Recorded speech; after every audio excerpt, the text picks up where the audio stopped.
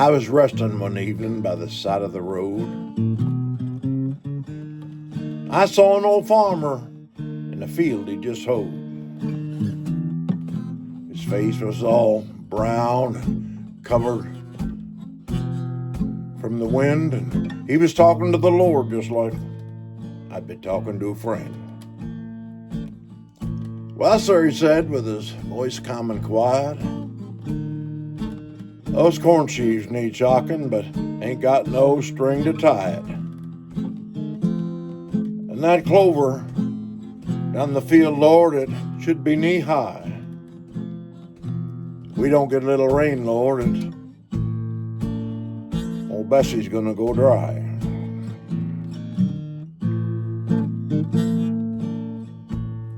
Oh, it's been so hot that the kids are all fussy, and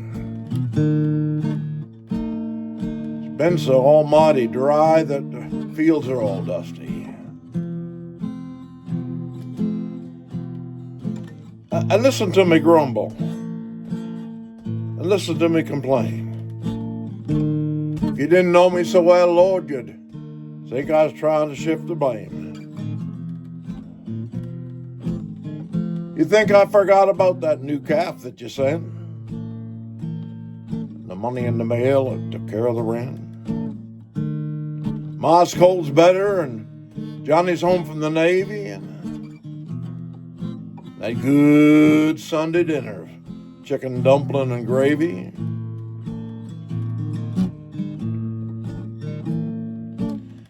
That new preacher you sent us, Lord, he's just a fine young man. He seems to be getting them sinners saved just to beat the band. Well, I guess I'll mosey on home now, Lord, not take up more of your time. Good evening to you, Lord. And I'm really grateful in my heart. And I know that we're all going to be fine.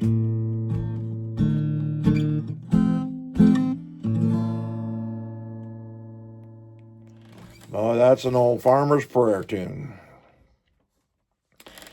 Send that to all my friends back there in Ivanhoe, Ontario, Canada, where I was born and raised.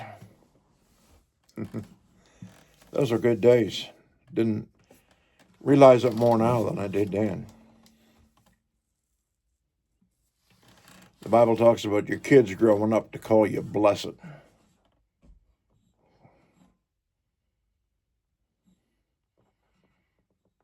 My mom and dad made sure that we prayed every day together as a family. That we went to church 3 times a week.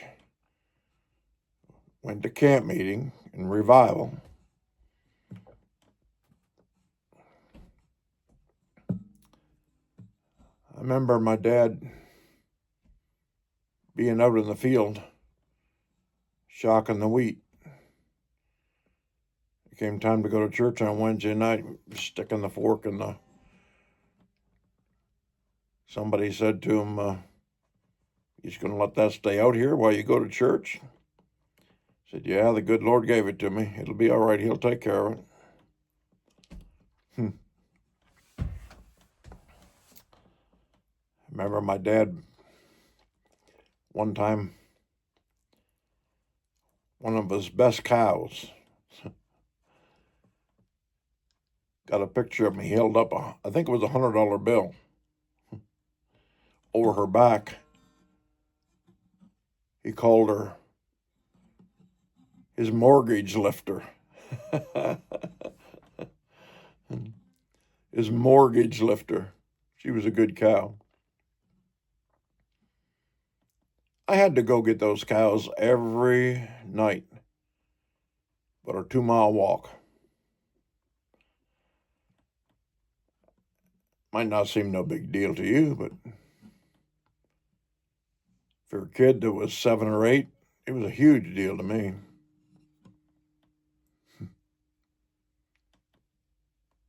I had to find them, count them, bring them home, across a highway, a busy highway. Sometimes I think of things like that we did that I just now got to step back and say, God, you were good to us. You protected us. Really did. We were taking cows across the highway one time. My dad was right there with them. Of course, traffic had to stop. Let the cows across. There was a gentleman pulled up there with a hopped up car with loud mufflers on it and a convertible. Beautiful red seats in it, leather seats.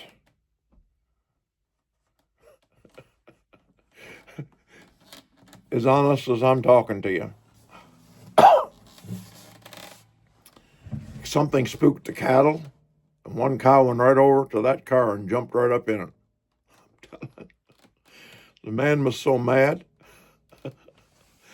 Oh, dear. I remember one time we were bringing the cows home, and a man from the Canadian Army was walking down the road, and he had a red hat on, that was the color of hats they wore in that particular area of the Army. His boots were shiny, his hat was red,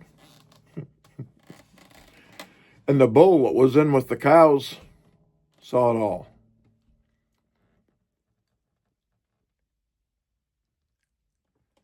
The bull didn't know anything about giving the right away. He just let a bellow out of him and took after that army man down the road, hard as they could go. What a sight to see when that army man jumped that wire fence without even touching it. Oh, I think he put his one hand on it while he kind of vaulted over it. That bull came into that fence and just made that fence hum when he hit it.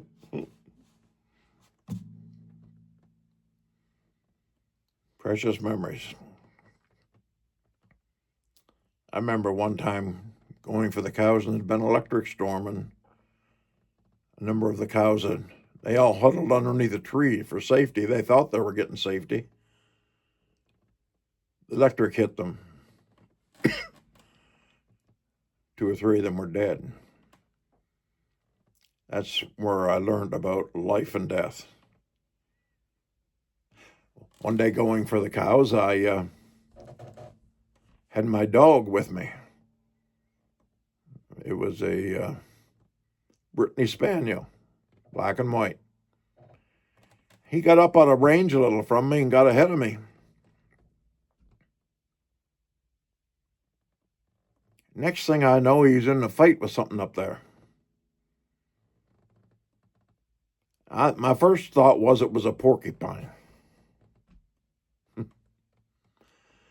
I tried to get up there as quick as I could, because if anybody knows anything about a porcupine and porcupine quills, you got to know that's one of the worst things a dog can get into. I got right up within a foot of him. It was no porcupine. You guessed it. It was a skunk who raised his tail and took aim and touched off the trigger and just sprayed me from top to bottom.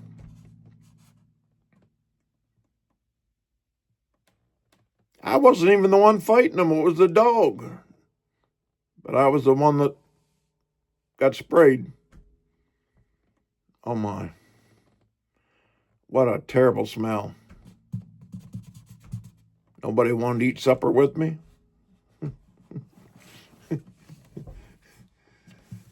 Oh my. I remember we had to haul our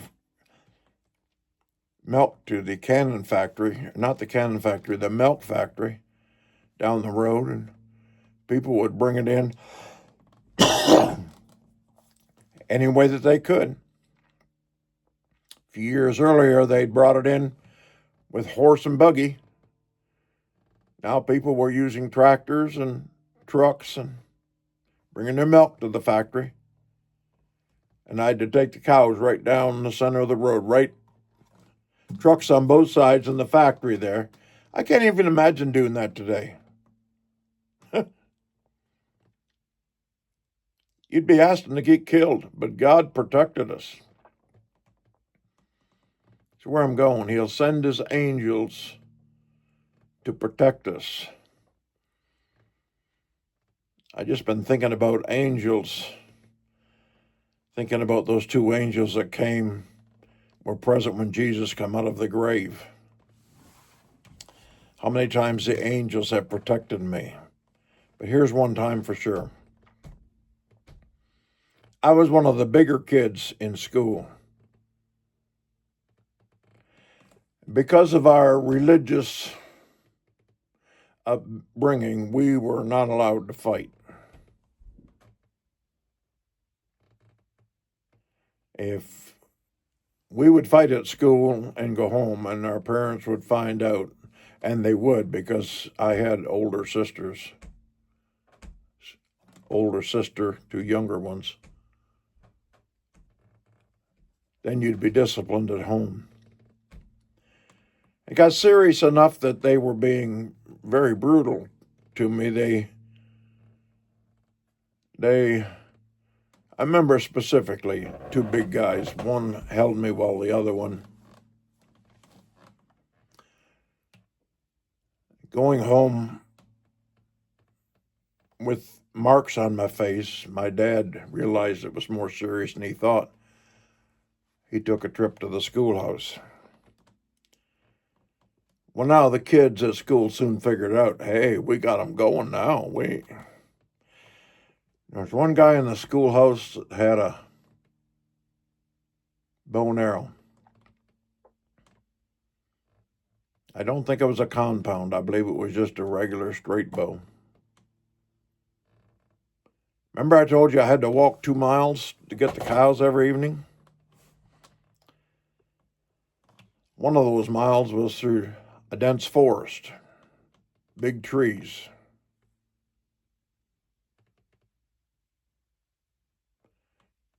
I can see it in my mind just like it was yesterday. All of a sudden, an arrow come over my head, just over my head, and hit the tree right in front of me. Very unnerving, especially since we're going through this bullying thing. And I'd turn around quick, could see nobody. One of those trees, those big trees, was where they were hiding behind.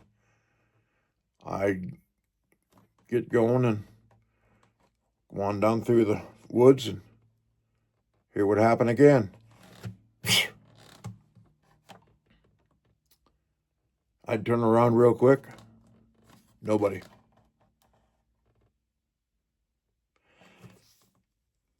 I remember calling on the Lord back there in those days and asking him many, many times if he would please help me.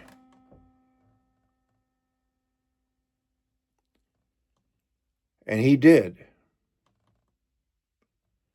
Because nobody else was sure enough going to come and be there with me to help me. But the Lord really honestly was there and protected me from harm and danger.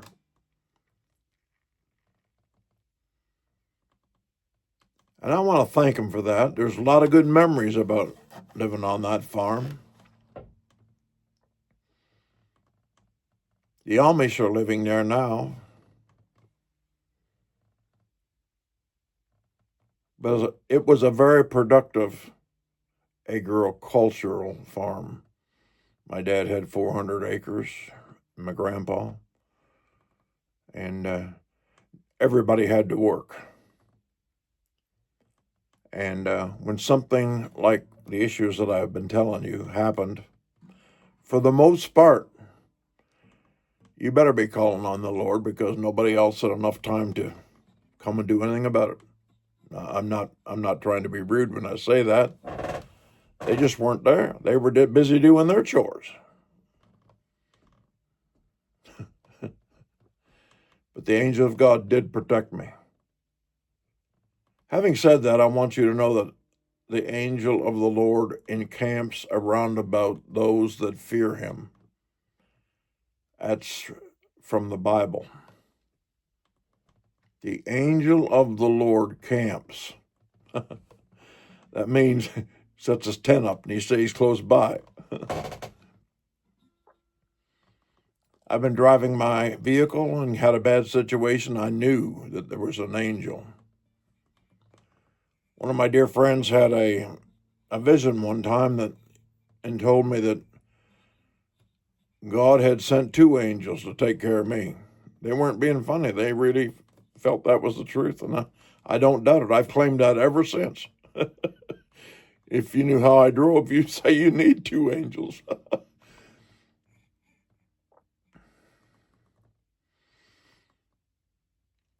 But as I sit here, I'm strangely warmed in my heart. When Jesus was going through a very tough time, the angels came. When he'd been fasting and praying for 40 days, the angels came and ministered to him. When he was coming forth from hell and Hades, from preaching to the spirits, and was going to be coming forth back into with humanity, there was 2 angels there. Now, if the Lord needed 2 angels to be there with him, how much more I needed. But it's not just that I need it, but I can be guaranteed of it. Why? How? The Word says so.